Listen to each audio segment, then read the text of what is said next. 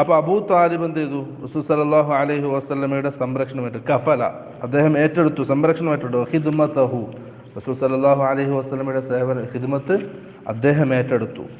പിന്നെന്ത് ചെയ്തു? സുമ്മ ഇല ശാമി റഹൽ, ആ അബൂ താലിബിൻ്റെ കൂടെയാണ് റസൂൽ സല്ലല്ലാഹു അലൈഹി വസല്ലം ആദ്യമായിട്ട് ഷാമിലേക്ക് യാത്ര പോകുന്നത്. ഇല ഷാമി റഹല, യാത്ര പോയി.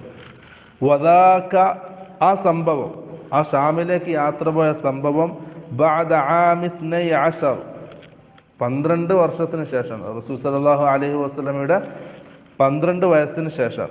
വകാന മിൻ അംരി ബഹീറ മസ്തഹർ, ആ യാത്രയിലാണ് ഒരു യഹൂദി പുരോഹിതൻ അബൂ താലിബിനെ കാണുകയും റസൂൽ സല്ലല്ലാഹു അലൈഹി വസല്ലമയെ സംബന്ധിച്ച് പറഞ്ഞു കൊടുക്കുന്നു. ആ ഒരു സംഭവം ആ ഒരു യാത്രയിൽ പ്രസിദ്ധമാണ്.